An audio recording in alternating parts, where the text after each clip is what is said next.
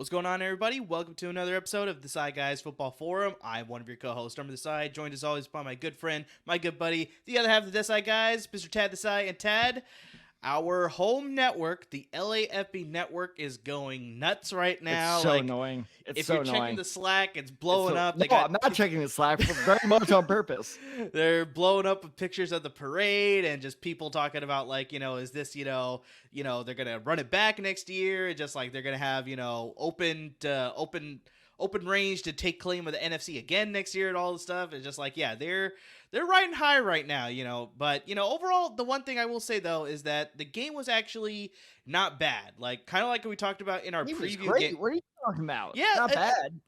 Well, like I said, I was pulling for the Bengals. Unfortunately, so was working for I, LAFB but- Network, so it's like that's one reason why I said not bad. But just like, in our preview, we kind of talked about that. Most critics and most media analysts were sort of picking the Rams to just blow out the Bengals. But one thing we both got right was just the Bengals were going to keep it close, and it was a competitive game the entire way through. And so I'm lucky that we got a competitive game, and it wasn't like a complete blowout like we had last year, and that game between the Broncos and the Seahawks, where it was like 48-3, I think, if I remember correctly, something I like think that. in the 50s. I'm pretty sure. Well, man, I'll fact check us. But real quick, no, you are right about being close because the Bengals did cover.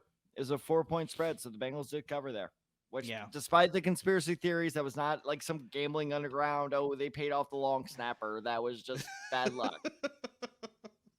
Yeah. Conspiracy theories are rising with the, was the game rigged and all that stuff. But we'll get into all this here. But just like, Tad, after watching the game and, we sort of did our preview, obviously, before the game and stuff like that. But just like, now that the game's over, just like, what are your final thoughts here on the Super Bowl? So real quick, what was your score memory of the Seattle-Denver Super Bowl? I thought it was 48-3, if I remember correctly. See, you mixed them up. It was 43-8.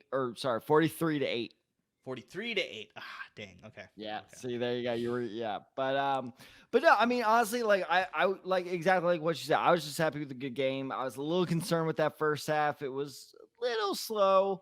Especially on the Bengals side, but I mean, obviously the way they opened the second half, I'm like, all right, now it's a game, and then that I can already hear people yelling face mask. We'll get to that. Yeah. But no, I was extremely happy with the game. It was a great time watching with friends and stuff. But yeah, man, I'm not gonna lie, that pain of seeing people in Rams uniforms lift up. I'll tell you what. Again, I'm happy for our company. This is great for LAFB Network. It is great for us. Yeah, I'm not calling our coworkers fake fans at all, but just the fact that a lot of LA people were like, "We've waited and we've suffered for this." No, St. Louis suffered for you. Yeah. And then we didn't buy tickets because we suffered, and then we lost our team because of it. So anyway, I could go on a whole rant about this. I probably will sometime in the off season. So all the LA fake, like, oh, we've waited so long. Like, no, you waited like 4 years ago they moved there? Like, no.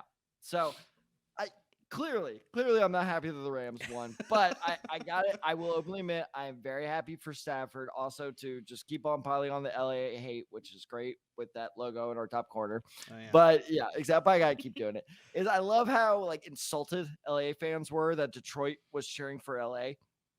Yeah, I'm just like, big deal there. You can't adopt our team. What are you doing trying to adopt our team? It's like, dude, you literally stole both of your teams from other cities. And honestly, they needed extra support because it's like, they show like those graphics or whatever. Most of them were like joke graphics or whatever, but it's like, the entire country shaded like orange, rooting for Cincinnati, and then only like a small portion of California was like blue for LA. So it's like, why not have more people on your side? Because it seemed like everybody, unfortunately, was pulling for Cincinnati. Like Boston and one random place in Michigan where Tom Brady's from. Exactly. That's it. No, so I mean, but I was happy with it. Okay, let's get into the game. All right. I'm gonna go pretty general with my notes here because I think you guys all know like Cooper Kupp averaged 24 yards a catch. Okay, Cooper Kupp did well. Shocker there. I will say the one big thing is I was actually shocked watching the game. I was like, wow, they are really going hard on OBJ. I was shocked to see before he got hurt, he only had 2 catches. Great, it was for 54 yards, but I really was like, what? OBJ is on his way to a Super Bowl MVP right now. Like they just kind of had that kind of vibe to it. But No, and kind of like we talked about too, where it's like, the first touchdown was an OBJ red zone touchdown. I kind of said that too, that it's like, You once they call got that, into the man. red You zone, call that. they're probably going to go to him a little bit more. Like, I mean, I know Cooper Kupp obviously scored a couple touchdowns in that game, obviously, but we weren't afraid that he was going to get his, but definitely once they got into the red zone, they were not going to be afraid to go to Odell Beckham Jr., and they definitely did. That's how they got their opening score. And so, yeah, if unfortunately he didn't suffer that injury that kept him out the rest of the game, I wouldn't have been surprised if he got more targets. And yeah, exactly like you said, maybe push for that, Super Bowl MVP, depending on the numbers that he finished the game with. Dude, because Cup did very little in that first half. I was legitimately impressed. I was like, wow, they really playing for Cup well. But let's talk about Cup a little bit, because first things first, look, like we both wanted the Bengals to win. I clearly have some very deep feelings about the Rams here. Can we stop with this whole the game was fixed narrative? Because I knew as soon as I saw the last two drives, I'm like, damn it, this is going to be a thing. It's not fixed. Okay? If they're going to fix it, they're not letting T. Higgins get away with that face mask. They're not waiting until the final drive. That's the part that drives me the most nuts. Is like, oh, it's fixed. That's why we're going to wait until the very end of the game to finally start helping them out. And it's just, and also and we'll get into this, the extra man on the field penalty with the celebration. Like, they're not going to be that blatant about fixing a game. Also, are we really going to say that, two things that the refs clearly are in charge of fixing?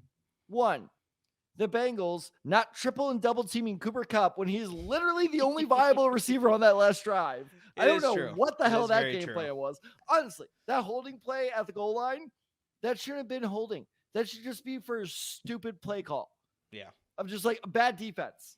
Like, I know that's not an actual penalty, but should be. Because the ref should just look and be like, really? You put your one middle linebacker on Cooper Kupp? Like, no, that's a flag. Just put him on the 1 yard line. Interesting fact, though, if you look back on that play, the Rams actually had false start on that. Like, most of the linemen jumped before that. So it actually went both ways. That's like, they ended up calling it in Cincinnati. So it's like, got away with one. I don't know. I guess. But the one thing I will say, though, that hole is blatant. One thing I will say, though, is just like, I'm not saying it's conspiracy theory, obviously. Like, this game's not rigged in any fact, but just I didn't understand the fact that it's like majority of the game, the referees sort of let them play, because there were a couple other times during the game where there's a little bit pushing and shoving and a little bit like, extra stuff that was happening on. No flags were happening at all. Then all of a sudden, once we got into crunch time and it's now like everybody's focused in, it's like, what's going to happen? Now you start throwing flags. That I felt was like, okay, what happened the rest of the game then? So it's like, it's just a consistency factor. So it's like, either throw flags, or if you're going to make this more like, let them play and, we're not going to call these ticky-tack fouls, don't throw a flag then. So it's like that called on Logan Wilson, that one that obviously led them to get the first down. That was a ticky-tack foul. I was like, you don't call that then. If you based on the rest of the game, you don't call that. That's the way I see it. When I say that was bad, I think that was bad on Logan Wilson, because in the moment, I'm caught up in the emotions. I was like, oh, come on. But like, looking back on it when I watched the replays, I think that was a fair call. Now, I agree with you. If you're going to do that for the entire game. Especially like stuff like I mentioned before, the T. Higgins face mask. Yeah.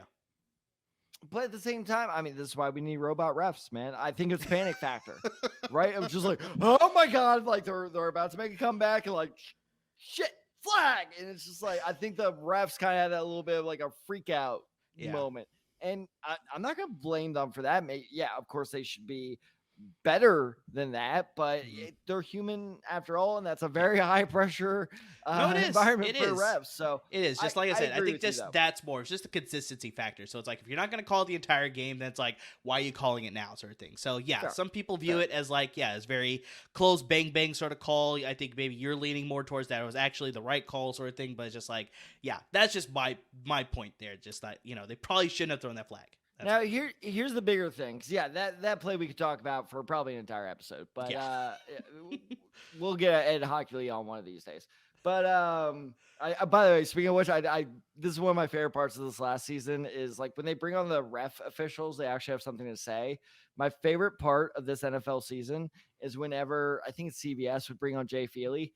Their kicking specialist. Oh, the kicking specialist. Yeah. They'd be like, Jay, what's your analysis here? Well, boys, this is a big kick. Thanks, Jay. It's just like, it is interesting. They're the only ones with the kicking analyst. Yeah, I don't know. Jay, how big of a factor is the wind here? Pretty big. Thanks, Jay. Is that why we wore gloves? Like, okay. Yeah, a little strange. But no, here's the biggest thing the refs did wrong, okay? And here's how you know the game's fixed. The refs did not put Joe Mixon in on that final drive. That was the refs' fault. A lot of people don't know that. Yeah, no, I'm very surprised at the lack of involvement with Joe Mixon. Like, I know we both talked about this during our previous show where it's just like, they may account for the passing game, but then that will let Joe Mixon get more involved in the running game. And he actually finished with a pretty good day. Like, I mean, he had 15 carries for 72 yards. That's averaging 4.8 yards per carry. That's almost 5 yards a carry. That's first down. That's a first down and 2 carries. That's almost there. Like, all right, I'm doing my math, the math in my head. You are correct. 4.8 is almost 5. Good job. So I mean, it's like, I don't understand why he only got 15 carries in that game. Like, I mean, just simple math here again. You give him 5 more carries for 20 total at 4.8 yards per carry. He would have had 96 rushing yards. That takes a lot more off your passing offense. Give him an additional 5 more. You give him 25 total carries in the game. He finishes with 120 rushing yards. And I think that just takes so much more pressure off of Joe Burrow in this passing offense. It gives the Rams defense more to think about as far as whether they're going to go play action. That's how the play action can work then. If you have an effective running game, you could use the play action. You get those deep passes, obviously, right? So it's just, I'm very surprised that, especially in crunch time, when they needed to get crucial downs, for some reason, they decided to go with Samaje Perine on 3rd and 1. The 4th and 1, obviously, conversion at the very end. I know, obviously, Burrow was getting sacked. He was pretty much sacked, and then he threw that one there. But still, it's like on these crucial conversion downs, it's just surprising that they decided to stick with Samaje Perine, especially when Joe Mixon having such a good game. If Joe Mixon's getting stopped, then it's like, okay, let's change it up. Let's see if somebody else can crack this defense. But like I said, Joe Mixon was having a good day at the office, and all of a sudden you're like, nope, let's go in a different direction here, sort of thing. It was just like, I was extremely puzzled by it. So, yeah, first things first, let's talk about why they abandoned the run, because leading up to the Super Bowl, I kept saying the same thing. I think Zach Taylor is too smart to do exactly what he did. So I was giving Zach Taylor too much credit. I legitimately think he just saw, what the Rams were doing, attacking, mid to deep with their passing game. It just freaked out. It's like, we're going to need to just keep up with them. We're going to need to mirror their game. And I thought he was smarter than that, and he wasn't. So I think he kind of fell for McVay's trap there. Now let's break down that final drive. Okay, so I'll give credit where credit is due. Zach Taylor did take full credit for having Perine in on those final 2 plays, and here's why. So he said that when they started the drive, Perine, from what he's shown in practice, is a better pass protector than Joe Mixon. So that's why they had him in the first couple plays. Okay, that logic tracks. It's surprising to say the least, because I don't have their measurements on me right now, but Mixon is definitely a bigger body than Perine. So that's surprising that Perine, but hey, man, you're aggressive, smaller dude, go for it. It's smaller. He's probably 100 pounds bigger than me, but whatever. So I get that. 3rd down play, go for it with Perine. You're kind of doing the hurry up. Okay, great. You call your final timeout on that 4th down. According to Zach Taylor himself, the Cincinnati Bengals running back coach said, hey, do we want to put Mixon in here? Keep in mind that 4th down play was a run up the middle. Mm-hmm. Or no, sorry. That 3rd down play was the run up the middle. The 4th down play was the pass. So the 3rd down play, you want to try that with Perine, maybe he slips in there. Okay. But who did Joe Burrow target? This is why I got mixed up. Who did he target on that 4th down play? Running for his life was the running back. Yeah. So the Cincinnati Bengals running back coach, knowing that was his hot route, said, hey, do we want to get Joe back in there? And Zach goes, and again, this is by his own admission, goes, nah, let's keep Samaje out there. Yeah. For you podcast listeners, I'm throwing my hands up in the air. What are you doing? It's 4th down of the potential last play of the real play of the Super Bowl. And you're just like, nah, it's all right. Let's risk it. Let's see what happens. You know what happens? Your backup running back doesn't dive for the damn ball and you lose the game. Yeah. It's funny because leading up to this game, I always kind of heard that coaches within the NFL circle kind of thought Zach Taylor was overrated. And he was just lucky that he landed in the position he did with Burrow and Chase and all that. And I didn't really understand it. Now I understand it. That is a sign of just horrific coaching. And Horrific. we'll see if this sort of consistency stays on, because he signed a new contract extension, through 2026. So the franchise has faith in him. The fact that he took him to the Super Bowl in his third year now. So we'll see exactly what happens here. But what's also interesting about that 4th and 1 play, Tad, is that I don't know if you saw the screenshots, but if Joe Burrow had a fraction of a second more, I did see this. Jamar Chase had Jalen Ramsey beat. Jalen Ramsey was on the floor. Like he fell over. This would have been a walk-in touchdown for Jamar Chase. But that brings up my next 2 points that I want to get into. Jalen Ramsey actually would have been the GOAT of this game. Like, not the greatest of all time, like the actual, like, the bad version of GOAT of this game, but the Bengals ended up winning this game because, he's still one of the best corners in the league. There's no argument about that. He's the best corner in the league. Name one corner better. I mean, we'll get into that another day. But just the big thing is... No. Give me a name. I'm putting you on the spot. Give me a name. Darius Slay. I mean, he's washed. Slay's been pretty good. Rest my case. Yeah, no, that's fair. But there we go. 10 wins. But it doesn't matter. It gets to my point here. That's like, if he's the greatest corner of the game, he had his worst performance in the greatest game of this league. He was terrible in this game. Like, I mean, I understand that there was obviously the face mask play on T. Higgins, which allowed 75 yards. He got burned before that, though. It's true. And so it's like, if you count the T. Higgins play, he allowed 5 catches for 160 receiving yards and 1 touchdown. Take away that giant play because of the face mask, fine. He still gave up 4 catches for 85 yards. And I mean, these are crucial times, especially on that final drive for Cincinnati. Jamar Chase had him beat. He got them further into their, to get them into field goal range. It was a catch that, Jalen Ramsey fell over, actually. Like, I don't know whether he was trying to be aggressive to go after the pass to make an interception or just deflect the pass, but he fell over. Jamar Chase was able to catch it. He was able to run up and stop the clock after getting, like, about 20 yards there. So, honestly, like, this was a bad performance by him. And it's like, I think he would have gotten so much more vindication, like, vitriol. That's the word I was looking for. If the Rams ended up losing this game, because, this is just not a good performance. You would have gotten all the Twitter hate that Eli Apple ended up getting. Oh, yeah. 100%. Because that's part of the reason why the Niners ended up losing their game, too. Like,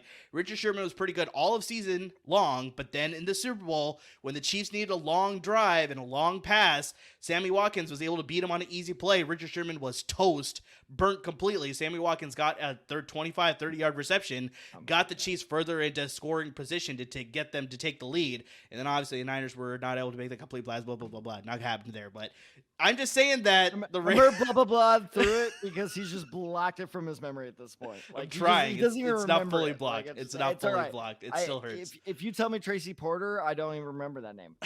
It's a stranger to me. So overall, it's just like Jalen Ramsey. I know he's one of the greatest in the league. I think we determined that right now, just five seconds ago here. But yeah, I think he would have gotten so much more hate, and a lot of people would have questioned him a little bit more. That's like, if you were so good at the greatest stage of all time, you had the worst performance probably of your career. So Tad, any quick thoughts here on Jalen Ramsey? I mean, yeah, like I said at the beginning of that point is he's still, in my opinion, the best cornerback in the league. But no, there's no doubting he had, because I hate people that are just like, well, that face mask, dude. T. Higgins still would have caught that without that face mask. It probably wouldn't have been a touchdown, but he still got burned on that play. So he was the surprising, and that's really the moment when obviously not the T. Higgins long touchdown, but it wasn't even a particular like specific moment. It was just, I was kind of noticing like, he's not looking himself. I was like, Bengals have a shot here. Because that was my whole thing. Because exactly what you said, Jamar Chase finished with 4 catches, 84, 85 yards, whatever.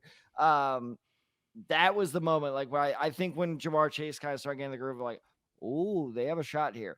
Because that was my whole concern, was if they had just had to rely on Higgins and Boyd, that could get iffy. So, yeah, I mean, Jalen Ramsey still probably going to be a Hall of Famer, deservedly so. But it's going to be interesting now. Something we'll bring this up later, but maybe a hot take. I don't think Jalen Ramsey is going to be a Ram in 2 or 3 years.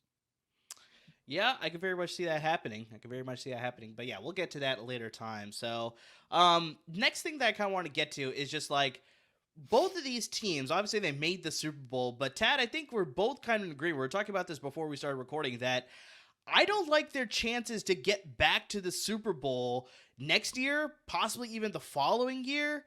maybe even 3 years from now too. Like, I don't like their future aspirations to make it back to the Super Bowl. Maybe I lean more a little bit towards Cincinnati because they have the young players and they have the rookie contract with Joe Burrow. It's like they may have that window open a little bit. Or you talked about them heading into the offseason. We're having a ton of cash space that they can sort of do whatever they want to fix the holes that they need. But still, it's just that, dear Lord, that offensive line for Joe Burrow. Like we talked about, that 4th and 1, they probably would have won that game if he had a fraction of a second we called it, longer. Dude. We called it. I think we actually predicted that exact same thing happening. Like, final drive, that pressure is going to kill him.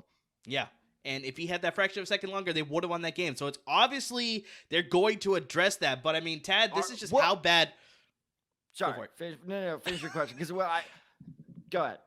I'm excited for this question. So go ahead. I was just going to say that it's just like, it's so bad that, it's crazy to think that through the first 30 career games of Joe Burrow's career here, he has 102 sacks. And that's close to David Carr, the number 1 overall pick for the Houston Texans. Not Derek. David Carr, his older brother. He historically has gotten reamed for just having such a poor offensive line, which led to him losing his confidence, which led to him not being a successful quarterback in the NFL. Through his first 30 games, 98 sacks. So this is a 4-sack difference, Tad. And it's like, if the Bengals don't fix this, the Bengals are going to be absolutely in, like I said, they're just not going to be able to compete for a title. They're not going to be able to compete for the division possibly too. It's just like they're able to take advantage of that. 7 sacks in the Super Bowl. You can't do that. You just can't do that. 9 sacks to the Titans. 9 sacks to the Titans too. I mean, it's just like, that's just the big thing there. It's just like they have to fix that. Luckily, they have the cash for that. Obviously, this is a good offensive line draft. They could probably address that in the upcoming draft, obviously, as well. But just like, yeah, if they don't fix that, then, I mean, Burrow's just going to get hurt again. We found out later reports that he injured his MCL or whatever, so it's like he was not going to come out of the game, but it's like that maybe affected things a little bit towards the end of the game too. It's just like, yeah, you're going to hurt this guy and you're going to end this guy's promising career, and you don't want to see that. And then just flipping it to the Ram side, it's just like I sort of brought this up that the Bengals were going to be the team of destiny. Like I had that gut feeling. I predicted the score 23-20, the Bengals would win. I got the score right. I had the wrong team winning, obviously. But I think the Rams might be the team of destiny because if you look at their past 3 games in the postseason, don't count that Cardinals blowout, they've won all 3 of their games by margin of 3 points. And so it's like, you have to look, that's like, you could call it clutch. You could also call it luck. I mean, you could go either way with that one. Like, I mean, you can see that's like, you look at the Buccaneers game specifically. It's like, yeah, they jumped out to an early lead, but then they gave it all up. Going back to Jalen Ramsey, he gave up a crucial touchdown to Mike Evans to totally beat him. I love that. That was my favorite Jalen Ramsey tweet is when Tom Brady announced his retirement. Jalen Ramsey tweeted out, "Damn it, his last touchdown was against me." It's true. It's true. So it's like, I know that they've showed up at times. Obviously, Aaron Donald with the crucial sack at the very end of the game to clinch them a Super Bowl title. Very similar thing happened in the conference championship game against the Niners. That obviously led to the interception, which sealed it for the Rams too. But it's just like, I don't know. You can't rely on just these clutch victories all the time. Like, I mean, they come out with these stats all the time. It's like margin of victory by 1 score. It's like they flip it the other way. It's like, the records completely change for all 32 teams in the NFL. So it's like that sort of consistency. I don't know if they can rely on that going into next season. And the NFC landscape next year will be interesting, but I still think the NFC West is going to be tough to get out of. So, I mean, is it going to be, dude? Like, I think this division could tank pretty quick. I mean, we're about to do an off-season episode here, but we'll get to that later. I mean, dude, Kyler could be gone weirdly. Russell Wilson could be gone. I'm sorry, buddy, but Trey Lance could be the 49ers starter. Like, the Rams could be poised to, own this division next year. They're still the favorites, obviously. Like, I mean, we'll get into this in a later episode, but it's like, if everybody stays, like, the Cardinals are still a regular season team. They're still tough to beat. Niners are 6-0 in regular season games against the Rams. Seattle with Russell Wilson is still a tough team to play. So, I mean, the NFC West is still going to be tough. But yeah, I mean, they still can make the playoffs, but it's just like I said, that consistency factor of winning games by such a small margin, I don't know if that's always going to play out for them. Like, luck was definitely on their side. Like I said, maybe they were the team of destiny. But just like, Tad, really quickly, how do you feel about their outlooks for both of these teams going into the future to possibly get back to Super Bowls, winning division titles at the least too? Like, I mean, just like, yeah, how do you feel for both of them? Okay, so here's why I got so fired up a couple minutes ago. Because you said, like, just matter-of-factly, well, they're going to invest in their O-line. Are they? Because let's remember that Mike Brown is one of the most notoriously cheap owners, not just in football, in sports. Like, this dude is the epitome of the guy who's like, oh, we're good. Awesome. Wait, what do you mean we got to spend more? No, we're okay. We're good. It's like, no, dude, like Andy Dalton's and AJ Green, they're good enough, but we need to, like, kind of surround them with some more talent. Exactly what it's a repeat of what we've already seen. I'm like, okay, yeah, no, we have some good building blocks, but we need to spend some money and build around them to like really contend. He's like, spend money. We're not doing that. That's my money. And it's just like, no, dude, but like if you want to win, he's like, I don't care about winning. I have a team. It's okay. And it's just like that's what the Bengals owner is he's just like, nah, I'm all right. So I really have my doubts, and maybe I'm wrong because that's what shocked me last offseason. For our long-term listeners, you remember how shocked I was when they were like, hey, we signed Trey Hendrickson. Good call by you, Murr, by the way, because that was probably the best free agency signing of this past season. Yeah, I think so. They signed Mike Hilton for a bunch of money. We saw how well that paid off up until that last drive. But sorry, Mike. I'm sorry I had to do it, buddy, because I'm sure he's a very avid listener of this show. So the fact that they spent that much money on two guys shocked me because this owner has such a reputation for not wanting to spend money. So maybe I'm wrong. Hopefully I'm wrong because I would love to see the Bengals in another Super Bowl. But they just had that stink of like this was their last chance. I had no like hard evidence other than the sack numbers you already presented that that's going to be the case. But it just feels like I'm just worried this owner is going to cheap out. He's going to go, we did it once with the roster we have now. We do not need to spend big.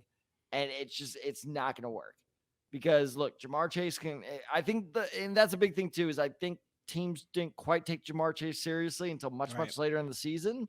Honestly, I don't think teams took the Bengals seriously probably until way halfway to the point of the season too. Exactly. No, I agree. So I think that look, I'm not going to say the Bengals are going to be the doormat that they usually are. No. But I just don't quite see them making the Super Bowl again anytime soon, if at all.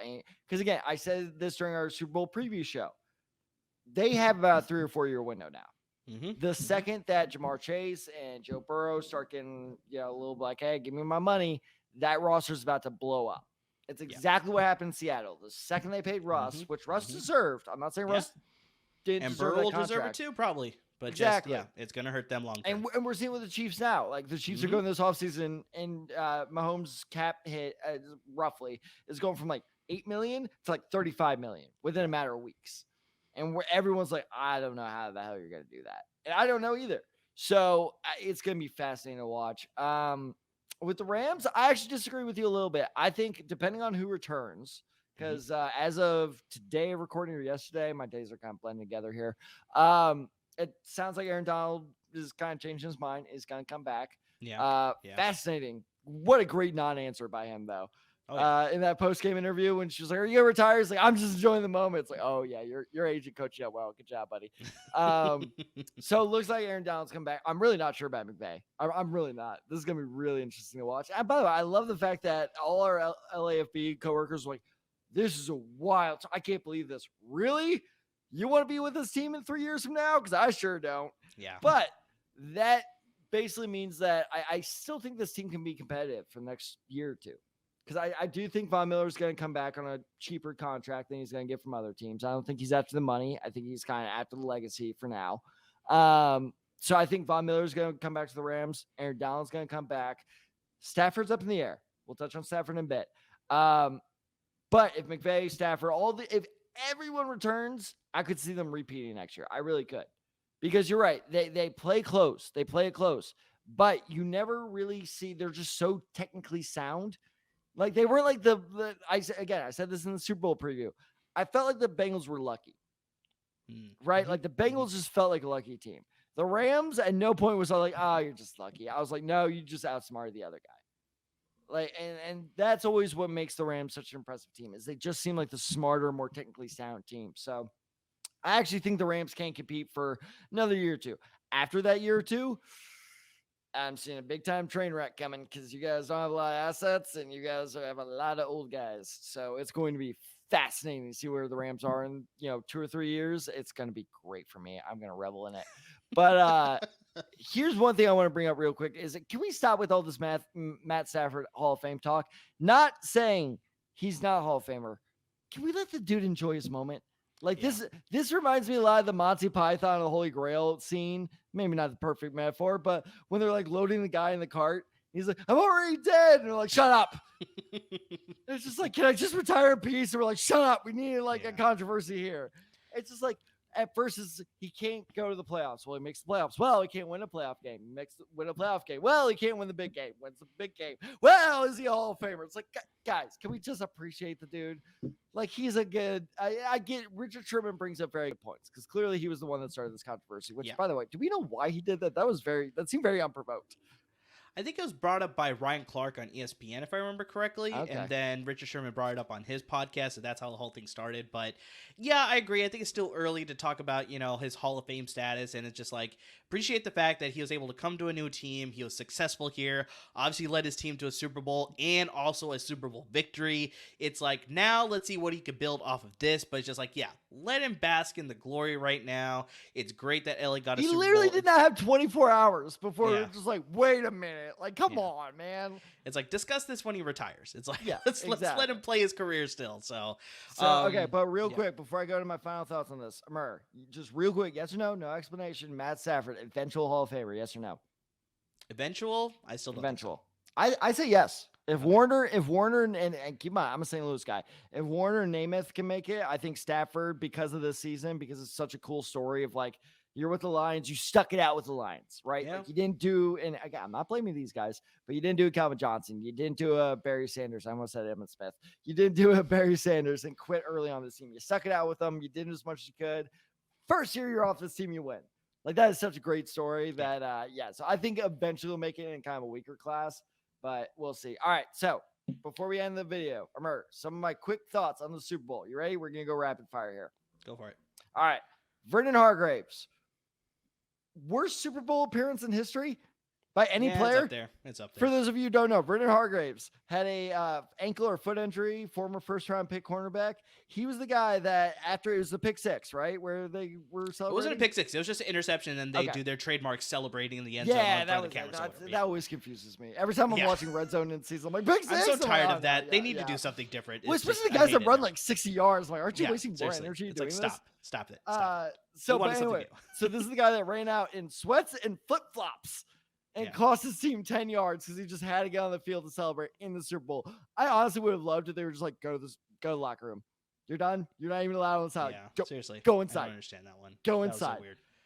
Dude didn't even play. And I will maintain for the rest of my life, worst Super Bowl appearance by a player ever.